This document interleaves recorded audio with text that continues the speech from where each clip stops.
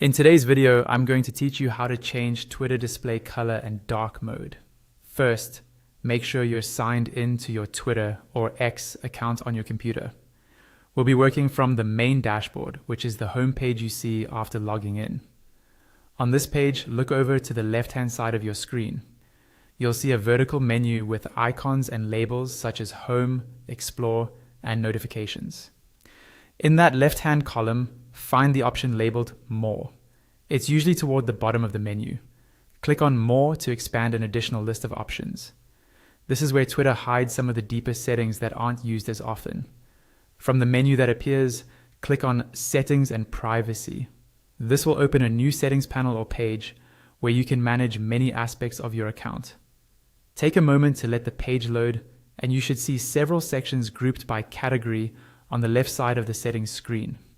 In that left settings menu, look for the section called Accessibility, Display, and Languages. This is the area where Twitter lets you customize how the site looks and feels, as well as some reading and language options. Go ahead and click on Accessibility, Display, and Languages. Once you do, more options will appear on the right. Now, within this section, find and select Display. This is the specific page where you can control appearance settings such as background theme, text size, and color accents. Click on Display, and you'll be taken to a screen that shows different visual customization options. On the display page, you'll see a few choices for themes and possibly a preview of how your timeline will look. To switch to a darker look, find the option labeled Lights Out. This is Twitter's darkest theme, designed to reduce eye strain, especially in low light environments, and it can also be helpful for OLED screens by saving a bit of battery on some devices.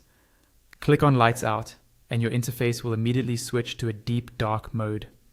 You can stay on this page to adjust any other display options you see, like font size or accent color, but the key change is now complete. Once you're happy with how everything looks, you can simply navigate back to your home timeline and start using Twitter with your new dark, customized display.